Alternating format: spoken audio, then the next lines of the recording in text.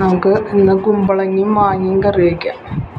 അപ്പോൾ നമ്മൾ പരമ്പരാഗതമായിട്ട് വയ്ക്കുന്ന കറികളാണ്. അപ്പോൾ ഒരു പാത്രം വെച്ച് അതിലേക്ക് ഞാൻ കുമ്പളങ്ങ അരിഞ്ഞത് ആദ്യം ഇട്ട് കൊടുത്തിട്ട്, കുമ്പളങ്ങയ്ക്ക് ഇത്തിരി വേവ് കൂടുതലാണ് മാങ്ങയെക്കാളും. അപ്പോൾ അത് ആദ്യം നമുക്ക് വേവിച്ച് ഒരു 3/4 ഭാഗം വേവിച്ചെടുക്കാം. അപ്പോൾ ആവശ്യത്തിന് വേപ്പിലിട്ട് കൊടുത്തിട്ടുണ്ട്, ഇത്തിരി അധികം ഇട്ട് കൊടുത്തോളൂ. ഒരു 2-3 പച്ചമുളക് നല്ല എരിവുള്ളതാണ്, ഒരു ചെറിയ കഷ്ണം ഇഞ്ചി, ആവശ്യത്തിന് ഉപ്പ്, 1 സ്പൂണ് മുളക് പൊടി, 1/2 സ്പൂണ് മഞ്ഞൾപ്പൊടി ഇട്ടിട്ട് നന്നായി ഇളക്കി യോജിപ്പിച്ച് ആദ്യം തന്നെ കുമ്പളങ്ങ നമുക്ക് ഒരു 3/4 ഭാഗം വേവിച്ചെടുക്കാം. അതിന് ശേഷം മാങ്ങിയിട്ട് കൊടുത്താൽ മതി.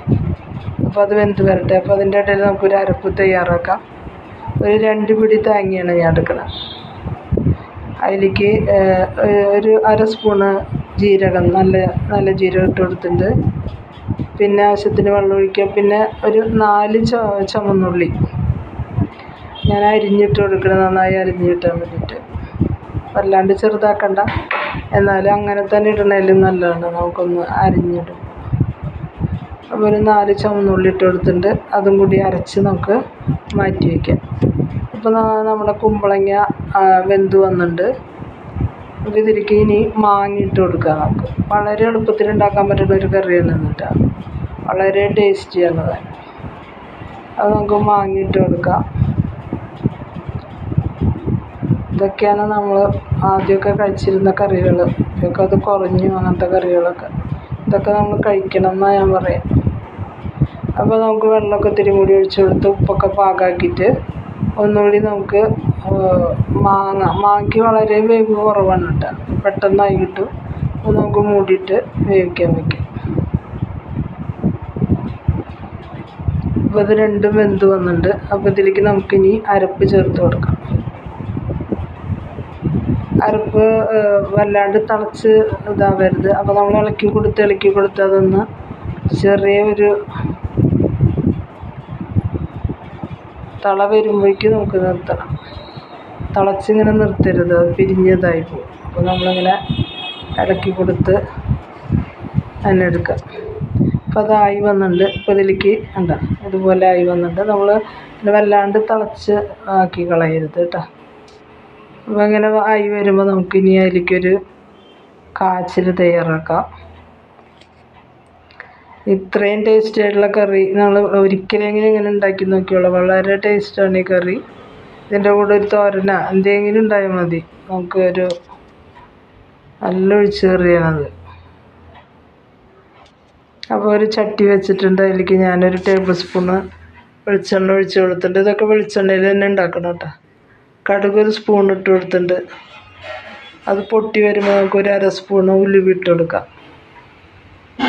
ഉലുവിട്ടൊന്ന് പൊട്ടിക്കാം.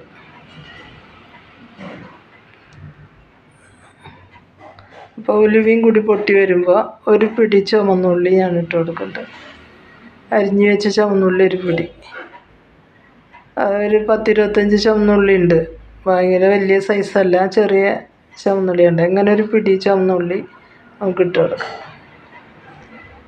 ഒന്നും മൊരിഞ്ഞ് വരുന്നവരെ നമുക്ക് വെയിറ്റ് ചെയ്യാം.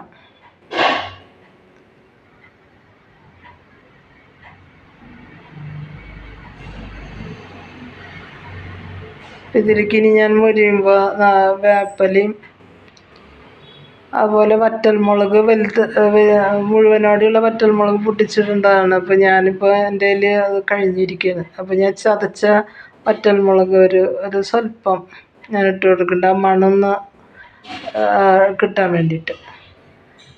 അപ്പോൾ വറ്റൽമുളക് മുഴുവനോടെ ഉള്ളതാണ് നമ്മൾ ഇടേണ്ടത് കേട്ടോ. അപ്പോൾ ഞാൻ എൻ്റെ കയ്യിൽ ഇല്ലാത്തതുകൊണ്ടാണ് ഞാൻ ചെയ്തത്. വളരെ ടേസ്റ്റി ആയിട്ടുള്ള കറിയാണ്. നിങ്ങൾ ഒരു വട്ടമെങ്കിലും ഉണ്ടാക്കി നോക്കുക. ഇതിലേക്ക് ഒഴിക്കുക. ഒരു 10 മിനിറ്റ് നമ്മൾ ഇത് അടച്ച് വയ്ക്കും കേട്ടോ. എന്നിട്ട് തുറന്നാൽ മതി. അപ്പോഴാണ് ഈ ഉള്ളിയുടെയും കടുകിൻ്റെയും ഉലുവ പൊട്ടിച്ചതിൻ്റെയും ഒക്കെ മണം അതിലേക്ക് പിടിക്കുള്ളൂ. അതിലേക്കൊരു സ്വല്പം മല്ലിയില ഞാൻ ഇട്ട് കൊടുക്കുന്നുണ്ട്. അങ്ങനെ തന്നെ അടച്ച് വയ്ക്കുക. ഇപ്പോൾ ഇളക്കൊന്നും വേണ്ട.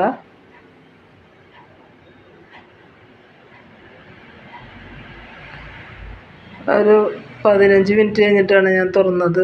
നല്ല മണത്തോടു കൂടി നമ്മുടെ കറി റെഡി ആയിട്ടുണ്ട്. നല്ല ടേസ്റ്റി ആയിട്ടുള്ള കറിയാണ്. അപ്പോൾ ഒരിക്കലെങ്കിലും നിങ്ങളിങ്ങനെ ഉണ്ടാക്കി നോക്കിയോളൂ. അപ്പോൾ നമ്മളൊന്നും ഇപ്പോൾ ഇങ്ങനത്തെ കറികളൊക്കെ ഉണ്ടാക്കൽ കുറവായി. ഞാനും അങ്ങനെയൊക്കെ തന്നെയായിരുന്നു. ഇപ്പോൾ ഞാൻ കുറേ നാളായിട്ടൊക്കെ ഇങ്ങനെ തുടങ്ങി വെക്കുക. നല്ല ടേസ്റ്റായ കറിയാണ് കേട്ടോ. കുമ്പളങ്ങ ആയാലും നല്ലതാണ്, മാങ്ങയായാലും നല്ലതാണ്, കുട്ടികൾക്ക് കഴിക്കാനായാലും. അപ്പോൾ അതിൻ്റെ കൂടെ ഞാനിപ്പോൾ എനിക്ക് ഒരു പച്ചപ്പയർ തോരനുണ്ട്, അച്ചാറുണ്ട്. അപ്പം മീൻ വറുത്തതും ചിലപ്പോൾ ഞാൻ മീൻ വറുക്കും. ഇതൊക്കെ ആകുമ്പോൾ ഇന്നത്തെ ഊണ് ഭയങ്കര കുശാലാണ്. അപ്പോൾ നിങ്ങൾക്ക് ഇഷ്ടപ്പെട്ടാൽ ലൈക്ക് ചെയ്യുക, ഷെയർ ചെയ്യുക, സബ്സ്ക്രൈബ് ചെയ്യുക.